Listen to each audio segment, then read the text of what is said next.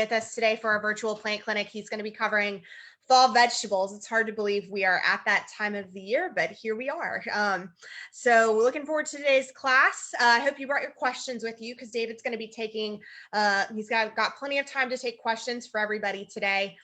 Quick reminders, if you are with us via Zoom, we can't hear you because it's a webinar format. So if you have questions, type them into the Q&A box, and I'll be taking those and giving them to David at points throughout the class. If you are on Facebook, just follow us via live stream. I am monitoring the comments, so I can give any questions to David if you type those into the comments. And if you have any issues, just let me know. And David, I'm going to go ahead and turn the class over to you. Thanks for being with us today. All right, thanks, Sally. Good to see everybody. And you're probably wondering why I decided to talk about fall vegetables when it's mid-August with a heat index of 107 degrees. And the good news is I think the temperature is still going up. My phone app says we'll see 100 degrees by 4 o'clock in the afternoon. So yeah, that's kind of an odd thing to be talking about, planting your fall vegetables under these conditions. But one of the things I'm going to put a lot of emphasis on this afternoon is the timing of, and this is kind of a little bit of the dilemma that we're talking about, because a lot of the vegetables that we're talking about today, they might require 12 to 16 weeks really to reach full maturity. And so what we're doing is we're thinking about now so that we'll have things that we can harvest, you know, as we get into this kind of October, November, December time period. And it's always tricky here. Again, that's the thing where we're taking plants that really want a long, cool growing season, and we're trying to squeeze them in to a short, little bit of an unknown kind of a season. So there's always a little bit of a gamble with this. Said there's no guarantees in life, and there are certainly no guarantees in gardening, as we have all those kind of variables. So that's what I'm talking about today. But again, you know, I like to have this as a conversation. Feel free to ask questions or comments, share experiences, anything that you have, whether it's with vegetables or a different topic. So it's kind of moving forward from there a little bit when I talk about fall vegetables, or frequently you'll hear me saying cool season vegetables. So these are plants where I say their happy place is about 50 to 70 degrees.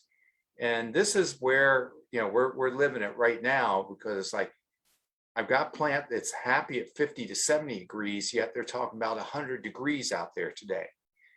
Also, we've got that is these plants are going to need, most of them, like I said, like 12 to 16 weeks. This is going to be a little variable to develop. So now is the time on the calendar where we want to get started, kind of this mid-August to early September time period is a good time as far as the calendar goes.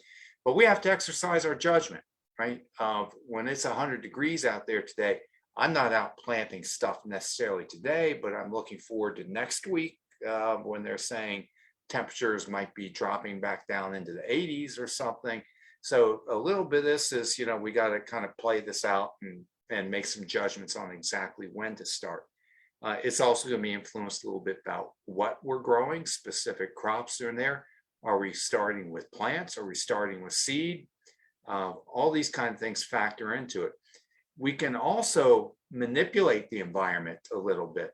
If high temperatures are the problem that we're facing, we can literally use umbrellas and shade cloth, or maybe we are growing in pots and containers where we can place them in part shade now to kind of try to cool things down, and then move them back out as we get later in this season. So we've got all those kind of options that are ahead of us. What will happen? A lot of the plants that we're talking about today, we're eating the foliage on it. We might be eating things like, you know, kale, Swiss chard, cabbage, lettuce. We're literally consuming the greens. We might be looking at plants like broccoli, cauliflower, where we're actually eating the flower buds that are on there. So we generally want to eat the vegetative parts, or we just want to eat the flowering parts before they start to mature. But when we get high temperatures, when it gets hot, frequently the plant responds by what we refer to as bolting, where it triggers a flowering response. And suddenly, once it starts going to its flowering stage, it's not producing the foliage, or it gets tough, it gets bitter, and it's not as tasty. Probably no better example of that than cilantro. Cilantro, it's a cool weather plant thriving in that 50-70 degree kind of temperature range. You just hit a few days where it's in the upper 80s or something, and boom, it triggers a flowering response, and it wants to go to flower and go to seed, which I guess you can use the seeds and flowers on, but you lose that tasty foliage. So again, that varies a little bit. So with that kind of a little bit of an introduction, I'm going to go through a couple pictures of some things that I just did on my back deck last fall that I think kind of illustrates some of the options and techniques and things that we can do to make all this happen. Right. So what you're looking at, first of all, one of the decisions that we're going to make is this something we're going to go directly from seed, which you can see lettuce is a good example of that. So this, you can see that's a salad mix. I think I brought one of these in for just show and tell. No, I didn't.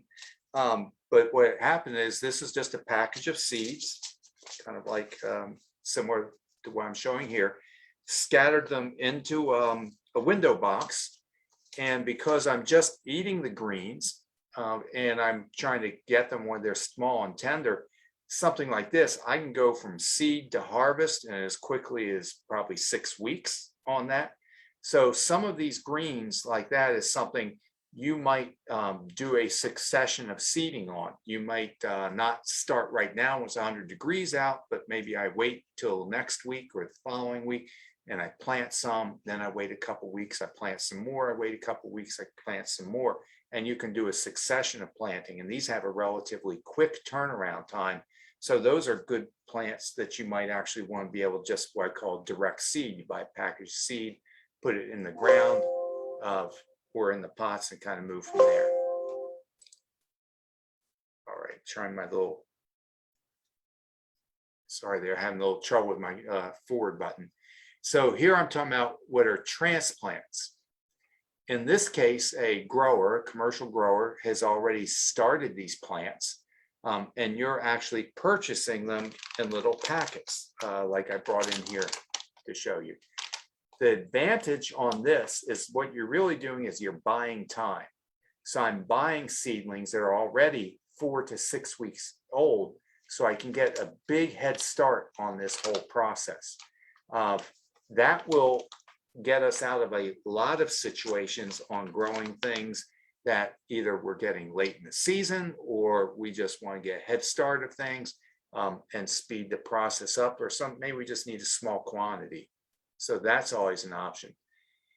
And this can be done in the ground or it can be in pots and containers, which you see the Swiss chard in, that's growing in an Earthbox. I've been growing an Earthbox now for 7, maybe going on 8 years. It's just a system that works well for me. Down in the bottom of that container, there's a little bit of 2-inch space that will hold water. So there's a reservoir of water in there. And as I've been very clear about, I am not good at taking care of things and that need constant care and attention and watering. So something like this, when it's really hot, like it's been the past couple weeks, I do have to go and water and fill these pots on a daily basis. But if it cools down, sometimes I can get by with once every second or third day. So it's just a way to make it easy to grow. And these are also on wheels and rollers, so I can move it around. It's a little bit of an investment getting set up, but once we get going, like I said, I've had mine for 7 years, going on 8 years, and they're still doing just great. But these are all examples of some of the cool season greens that we can talk about. So things like lettuce, Swiss chard, kale, spinach. A lot of these have a shorter growing season, so they can actually do quite well either direct from seed, or you can actually just get the little transplants that are in there. So these are some of the easiest things and most reliable things that you can grow in terms of fall vegetables or cool season vegetables. Like I said, and you can get started really basically almost any time now, or like I said, next week if things cool down, and you can continue planting right even through September. And as it gets cold, even when you start hitting frost in October and November, they'll tolerate that. Now, also in this realm of what I'm calling fall vegetables or cool season vegetables, these are in the background. You can't see, there's an Earthbox here that is now growing broccoli. There's an Earthbox here that is now growing Brussels sprouts, and then just a large pot here that is growing cabbage. So these are all cool season vegetables. Again, they like those same cold conditions, but they have a longer growing season. It takes longer for these plants to actually form a dense head or a flower. So if I want to grow broccoli, cabbage, cauliflower, any of these things that form a head, they're gonna have a longer growing season. And I really think you're too late to be talking about planting seeds. In this case, we're really talking about coming in and buying these transplants, buying these little immature plants, which, by the way, we just got our first delivery today. And so these are where you're, again, getting that 6 week or so, 8 week head start, so we can actually get a crop into maturity before the end of the year. Again, this can be done in the ground or in containers.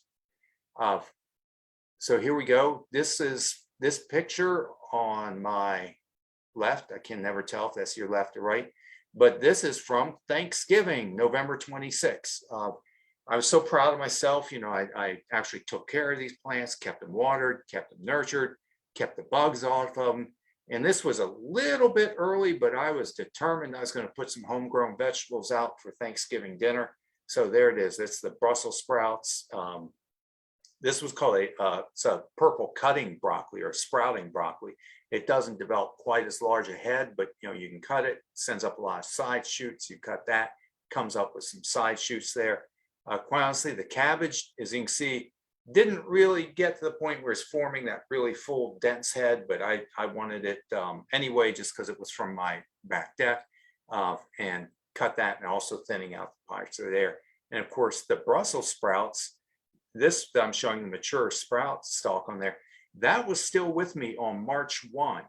So these I even overwintered. I put a little bit of a frost cloth over them at times and was able to get them all the way. So I was harvesting these vegetables starting on Thanksgiving and continuing all the way to the 1st of March. So this is, it was a ton of fun. It's rewarding. I'm trying to get you encouraged to do that and give it a try. But like I said, it's kind of tricky. A lot of it depends on the weather. I got lucky. Last year, we hit really hot, dry weather in the first 2 weeks of September. So during that time, I was sort of like this, oh my God, experience. I got my little plants out there and I know I want to record all this. So in desperation, one hot day, I wasn't prepared like that. I went out and got that thing from the windshield, you know, we have in our cars to keep the cars cool on the interior. Well, I was more concerned about my vegetables than the car. So essentially, I run out to the car, I get that little windshield cover, and for 2 weeks was growing mine under that shade, kind of under the shade of that little windshield cover, kept the heat off of them. By then I was lucky, it cooled back down a little bit by late September, and there I was going, kind of had a pretty good success with that. So there's just a couple little things that had kind of worked for me to share along the way. Now, the other thing, in attention to getting the right schedule and getting the right plants in the ground and going, which is most critical, you can do this in the ground or you can do it in pots. I was going to say, you don't need a lot of space, or you can go for it on a big scale, totally up to you. Most of these plants, though, are in what's called the cabbage family. And one of the things that you kind of need to be prepared to deal with the mustard or the cabbage family, which includes cabbage, broccoli, Brussels sprouts, you know, a whole lot of these plants, is they are very susceptible to what's called the cabbage worm. You've probably seen these white butterflies with a couple brown spots in their leaves just fluttering around your garden, and they're actually pretty and they're attractive and stuff. But what they do is they seek out specifically plants in the mustard family. They lay their eggs there, and there's this cabbage worm. It's a light green, pale colored caterpillar. It's almost identical to the same color as the leaf.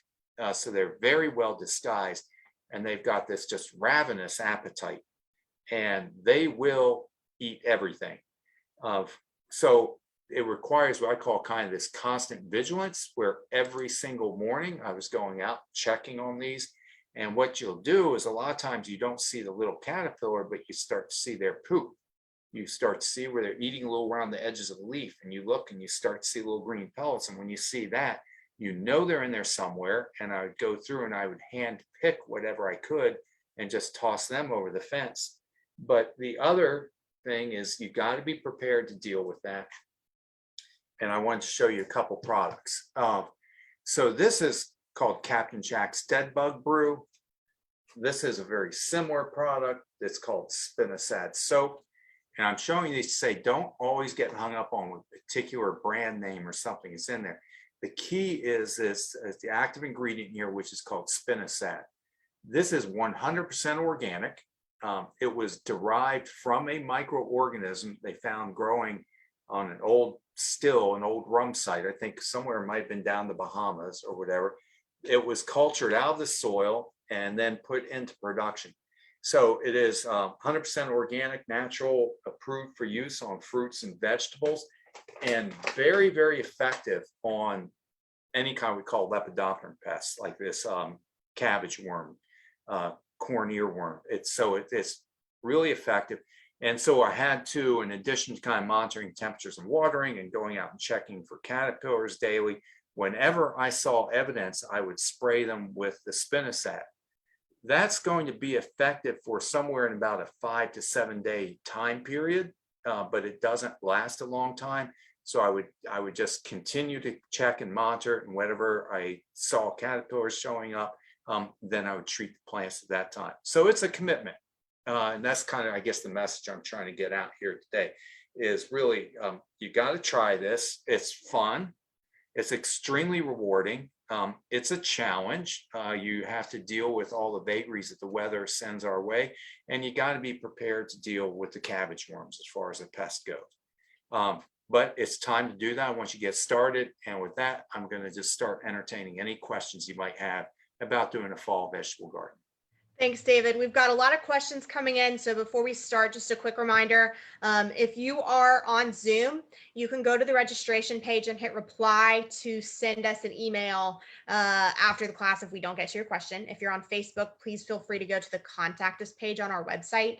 That's really the best way to reach us, is by sending us an email. So first question is from Facebook. This is from a fellow Earthbox user. They want to know if we sell the Earthbox covers and the dolomite separately, or if we only sell the big kits at the store. That's a good question. I would say always, because I'm talking about 3 different stores and inventory changes daily. So call and check on availability before you actually make the trip. Most of the time, these come in what we call a recharge kit. Sounds like you're familiar with, where in that kit, you get the plastic cover, you get their fertilizer, and you get some dolomite with it. So we do try to keep the recharge kits in stock. Buying those individually, the answer is no. What I've done, and I'm just putting this out as one thought, is I use Garden Tone as the fertilizer in there. Garden Tone, again, is an organic fertilizer. It's poultry-based, manure-based. It's very similar in analysis to what you get with the Earthbox. So I kind of buy these things as needed. So I use the Garden Tone as my fertilizer. Of course, we do have lime, dolomite in small bags all the time that's available to you. The little plastic cover, that's a little bit more challenging. They do sell them separately, but the availability is hit or miss. I've done things where I kind of made my own little cover out of just old grocery bags. Quite honestly, that's what I did last year. This year, I just basically planted without the cover. If you don't have the cover on there, I think there is more evaporation, so it tends to dry out a little faster. I have to water more frequently. Again, it covers a nice thing, but it's optional. Thanks, David. All right, so we've got a few questions coming in about, I'll just go through these really quickly, about some vegetables that I know are usually planted in the summer. So right now, if someone wanted to start either watermelon or a second crop of beans, I think there was one other thing. Nope, I think that's it. Oh, or cilantro. Cilantro is cool season. Can people start any of those three now, or is it too late in the season? I guess cilantro is different. Yeah, but so I think you'd be hard pressed to get watermelon from planting to harvest this late in the season. It just has a longer growing season, takes longer for the melons to ripen. I think that's kind of a bit of a lost cause, but yeah, I always say, who knows? Again, our weather's so unpredictable, but I wouldn't personally bother with the watermelon. Beans, man, beans are like, I'm a huge fan of them because they will go from seed to harvest. You can get pick out of them in as quick as sometimes 45 to 60 days. So that is always a very quick turnaround. And if you wanted to plant, some bush beans or something right now, I think you could still plant bush beans today. And I still think you would get a harvest before the end of the year. Cilantro, I would actually hold off and wait just a little bit longer because, as I've mentioned, cilantro really does not fare well with hot weather. And just looking at the forecast the way it is right now, I might hold off even a couple more weeks and just kind of play that by ear a little bit, but definitely more like sometime in September. And whether I do early or mid or late September, that's a little bit of a guessing game depending on the weather. Thanks, David. Would you say corn's like watermelon? It's too late? Yeah, corn, I don't think you're going to be able to see it to harvest. Again, we never know when our average frost is. I look at it and say, if Okay. our average frost date's like October 20th, but really maybe we can go into November, depending on how the weather goes. But like corn and watermelon, I don't think you're going to make it. Okay. All righty. Thanks, David. Next question. Can you stop plants that are bolting by pinching off the flowers? Does that work? Not really. It may immediately, it may stop that, but really once, I think of it almost like a light switch, an on-off switch or something. Once that plant goes into its flowering mode, it's going to want to flower. And even if I pinch off those flowers, it's going to respond by producing more flowers, and I pinch them off. I mean, it wants to bloom at that point in time. And even if I'm pinching it, a lot of times the greens are just getting bitter and tough and not as good. So I use lettuce as an example. I can cut it back and can kind of get it to regenerate, regrow, but usually the lettuce is just not as good and tasty. Okay. So sometimes that you do, you try your best, but you got to take what nature gives you. A couple of questions back to the cabbage and the cabbage worms. Can you name or show the products again and tell me what the names are? Yes. So the key word I'm going to show you this I'll spell it for you. Spinosad. So Spinosad is really the key ingredient that's in here. So Spinosad is incorporated into a lot of different products. And this is where this name gets crazy. So I pulled these particularly, there are two different ones. This is from Natural Guard, and it's a combination of insecticidal soap and Spinosad. This one is called Captain Jack's Dead Bug Brew, which also has Spinosad. And I think I have about two other varieties on the shelf. So the key point here is something that contains Spinosad, even if the name of the product might change. Okay, thanks, David. Will those chemicals affect butterflies? Yes. Specifically, like I said, this is very toxic to caterpillars. Now, to my knowledge, if we're talking about cabbage, broccoli, cauliflower plants in the mustard family, I think it's really just the cabbage worm. I don't know of any other butterflies that are feeding on them. But let me say, this is also, it's toxic to bees also. So it is an organic product. It's harmless to people and pets. It's got about 5-day, maybe 7-day residual life. But you do need to be careful if you're spraying this around flowering plants, because you could inadvertently impact the bees or the butterflies. So these are all judgments that we got to kind of weigh on the specific situations, but I'm glad that we had a chance to talk about it. Got it. So that's something to keep in mind, because the butterflies and the bees are looking for flowering plants. So just, okay, that's good to know. Thank you. Will neem oil work versus the cabbage worm? Neem oil works, but it's not as effective. Neem Okay. oil has to contact the caterpillar, and a lot of times these are nooks and crannies and other hiding spaces. Doesn't have a long residual life, and by the way, neem oil is highly toxic to bees. Okay, so also toxic to bees. Right, so I'm just trying to put it out there because there's a lot of misinformation about pesticides, and I try to talk to you about so much of this has to do with your management decisions of spraying when the bees are not foraging, selectively which plants you're going into. And there's just a lot of times they're not real easy answers. They're choices that we all have to make. Is there a best time of day in general to spray those chemicals?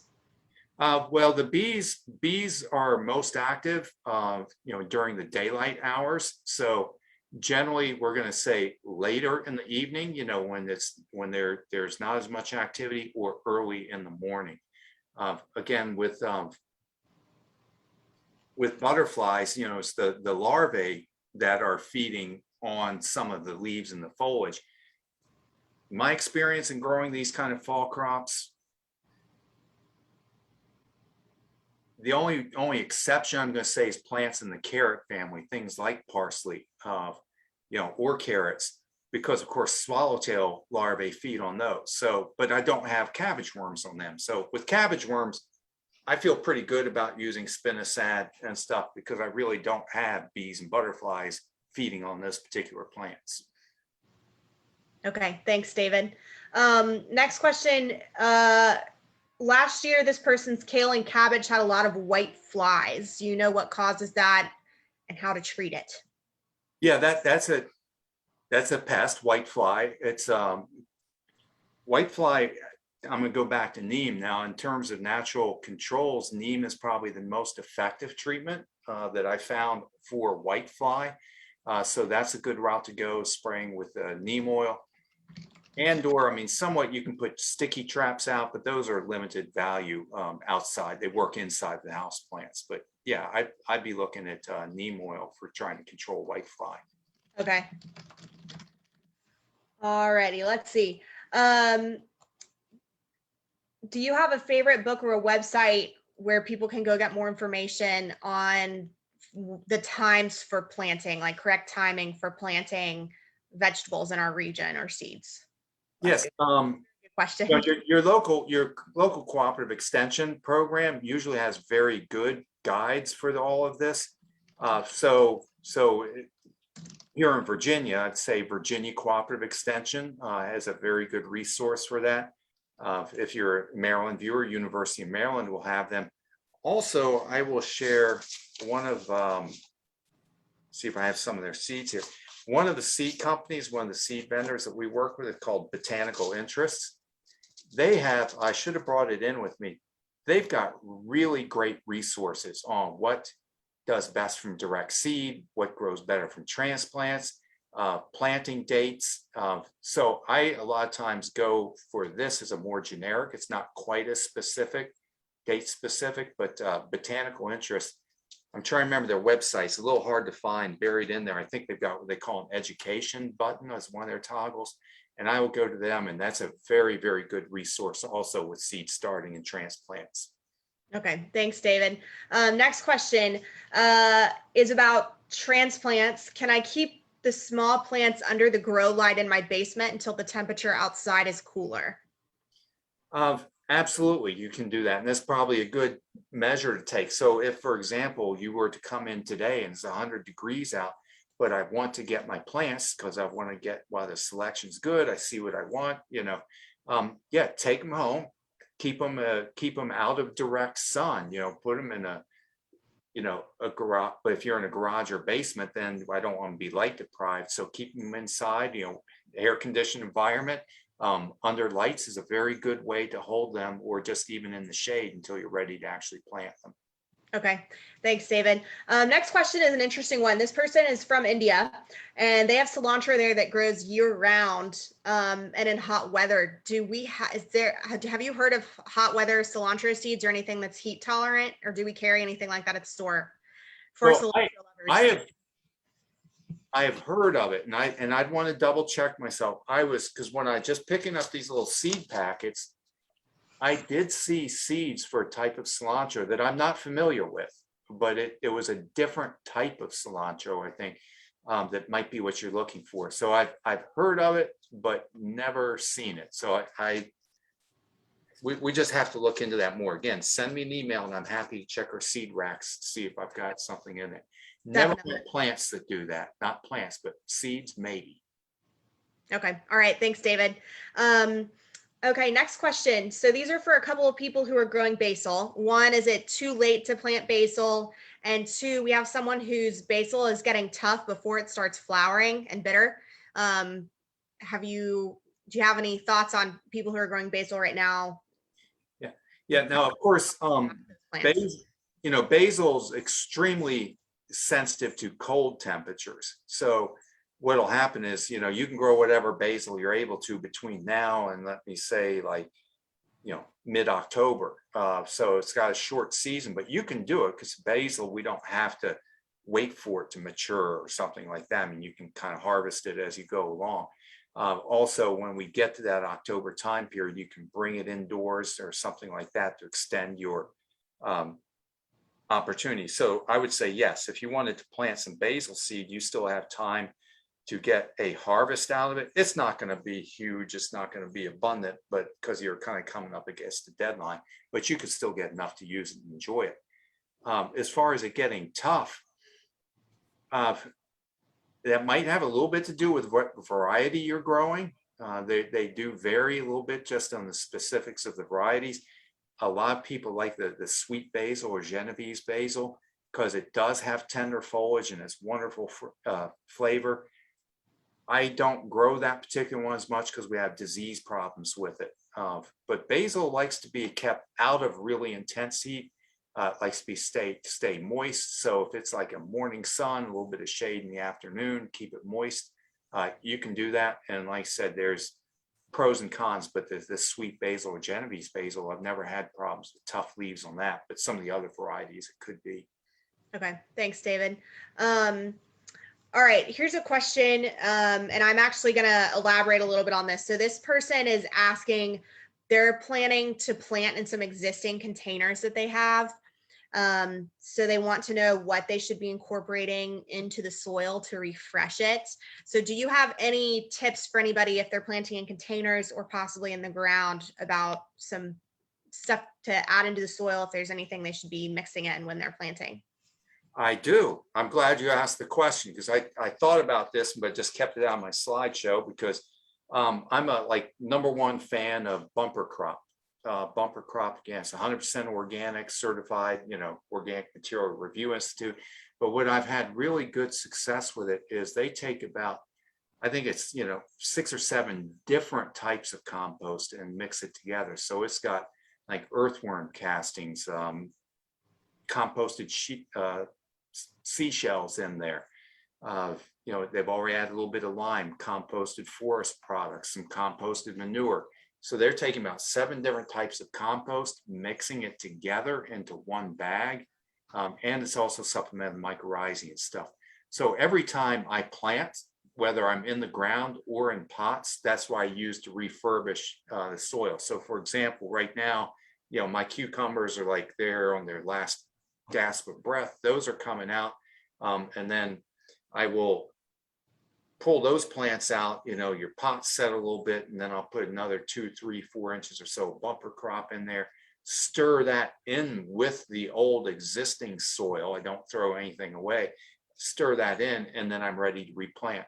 I've had such good success with that over the years that I also do that with almost everything I plant outside, just directly in the ground as well. So there's a lot of different things out there, but that's one that has worked really well for me, and I'm just #1 fan of it. Thanks, David. Okay, next question is about BT and cabbage worms. Is that effective against cabbage worms, or is that harmful to humans or pollinators? Do you have any information on that? Oh, yes. BT works very well. BT was kind of the standard treatment for decades. The biggest reason why I've kind of switched over and I've said starting to use Spinosad is BT. It's a bacteria. It's harmless to people, pets. It's very specific. A nice thing, it's specific to caterpillars. So it's harmless to other insects. There's a lot of really good things to say about BT, and it's still available. We still have it. We still sell it. The big difference is BT is a bacteria. And once you spray it on the plants, once it gets out and it's exposed to the sunlight, the ultraviolet sunlight kills the bacteria. So you get maybe a 24-hour residual effect with BT. So if I was out to spray my plants for BT one day and caterpillars hatched out the following day, I have to repeat spray. So that's why I prefer the Spinosad, because it gives a little bit longer residual life. But they're both very good, legitimate, effective treatments. And we have both of them. Okay, thanks, David. All right, next question is back to neem oil. So if you're spraying, or really probably any product, if you're spraying these products on the plants, is there any concern about ending up like consuming those products? How does that work? So there's always going to be concern, yes. But one is, I'd say they have basically no toxicity to people, whether we're talking about BT, neem, whatever, they just pass right through our gut system. Don't really have problems with that. The other is a lot of these have a short residual. Now you will always talking about pesticides, read and follow the label instructions. So if they give you on there a wait time, like you can harvest and eat the next day, or wait 3 days or wait 5 days, if there's precautions, we're always going to follow that. But also, like I said, so they're very low toxicity or low risk with it, have a short residual period, and you can always easily wash them off. Okay, thanks, David. All right, next question. This person has chives and thyme growing on their patio. Is there any way to overwinter those plants? Oh, those are both winter hardy plants. They should survive the winter time. If they die out, it's probably because they got too dry, not because they got too cold.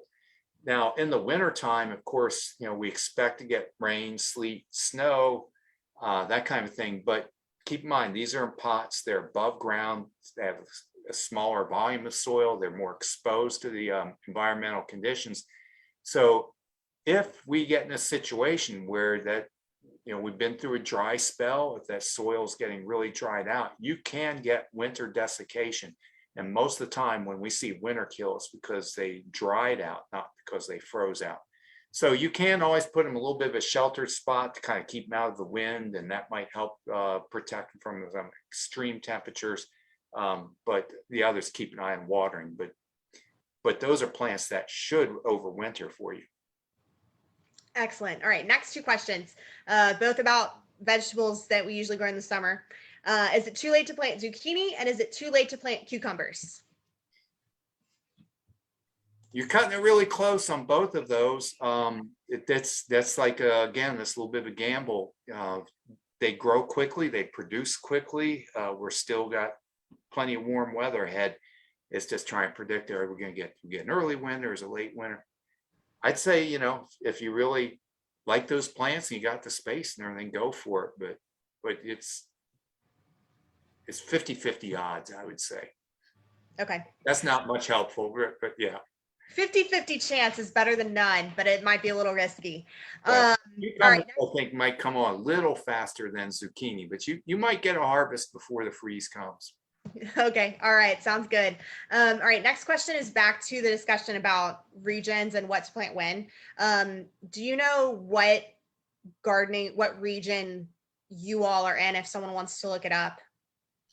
Or is it zones, or is it more detailed than that? Yeah, it's based on zones, because all these things, what they'll do is it's based on your average first killing frost or last killing frost in spring and first killing frost in fall. So these dates are all kind of based on what your frost date is, and that varies from location to location. So where I am right here in Fairfax County, we're literally on the border between what they call zones 6A and 7B. So if you are in the western part of the county, you'd probably be, in zone 6. If you're down kind of like down Mount Vernon, Alexandria, you're going to be zone 7. So we're right on that border between 6 and 7. And these dates are averages. So every year is different. And you can we do things to manipulate the environment. So again, I mentioned, like, I had these fall vegetables going last year. I put frost cloth over them to extend my growing season, and I was harvesting stuff into March. Yeah, that's pretty cool. You want to base it on your average frost date, and like I said, you could be 6 or 7 year around here. If you're tuning in, I know we got some people who are watching, they're up in New York, and I don't even know what your zones are there. All right, thanks, David. Last question actually that we have for now is, this person's basil started losing their healthy green color. They're turning brown. Yeah. So this is like, again, this is no way to diagnose things, but there is a very widespread and common disease called basal downy mildew. It stopped my basil growing. Yeah, my basil got it this year. It's a really aggressive, persistent, hard to manage disease. So that's part of why I say that. And the sweet basil, the Genovese basil, gets it most. The way you can tell is when you look at the leaf between the veins, it starts to get a little bit yellowing at the very first. Then it starts progressing to browning. If you flip the leaf upside down, you'll see this. It's almost purplish, kind of purplish gray mold that's on there. So what I do, I quit growing those basils, even though it's my favorite basil. And there are some disease-resistant varieties that are now available. And this just started in 2019 is when we finally got some disease-resistant varieties. So I grow a variety, it's called Amzael, Amzael, but you can't grow it from seed. It's vegetatively propagated. It's hard to find, and it's a tougher leaf and more pungent in its taste. So there's a lot of things, kind of, qualifiers that we might want to talk about and look at. But bottom line, I'm going to say, double check if you see this kind of moldy growth in the bottom, and that confirms you've got the basal downy mildew. I don't even try to fight it. I just go towards looking for disease-resistant varieties. And the varieties can be a challenge to find, but we do sell them. But again, the availability is hit or miss because it's hard to keep enough in supply. All righty, thanks, David. Let's see. That is the last of our questions, and we've got about 2 minutes left before our scheduled end time. So do you have anything you'd like to cover before we close for the day? Yes, I'm going to give you guys an update on a little experiment that I told you about this back in March. And this is my thing with all this. I was talking to Sally beforehand. We're not trying to feed the whole family, and thank goodness our sustenance doesn't rely on. We're out, we're having fun. And how your success, or how you measure success and failure and all, at the end of the day is, hey, what do you learn? What do you get the experience, and just enjoy it. So I really want you to try some of these things and just learn in the process and enjoy it. So back in, I think I started this little thing back in February or something, February, the first part. Yeah, I wanted to just try my hand at what they call winter sowing. And I've never even heard of growing potatoes from what they call a true seed. So when I saw this, it's like, okay, got to try it. So this is a little package of potato seeds that I bought. I opened up, I had 12 seeds in there, and I potted them up inside this milk jug and set it out there in the middle of winter. Lo and behold, that worked. I successfully germinated some little plants, got them going, plant them in the ground, and then just this past weekend on Monday, went out to claim my big harvest. And I put this on Facebook, kind of got some laughs out there. This was, I have to tell people, this was a salad plate. It looks like more in the picture than it did in real life. So I got a salad plate of little potatoes out of this. If you were basing it on time and energy spent and productivity in the process, I get an F. But if you get something just in fun and satisfaction and learning quite a bit along the way, then I get an A. So I told you guys about that back, I think, in March, and that's my update on that. And also, It says great idea, but it sounds like some very expensive potatoes. oh yeah, you don't, this, even what I was doing, you only do it for the experience. There's Fun. no economic, logical, sensible, no reason you would want to do that other than just because you wanted to do it. That's great, David. That reminds me of the time my family and I went shrimping and caught 7 shrimp. So Yeah, but the 7 best shrimp of your life. they were great. We caught them ourselves. All right, David, thank you so much. We look forward to seeing you all in about 2 weeks. Keep an eye out.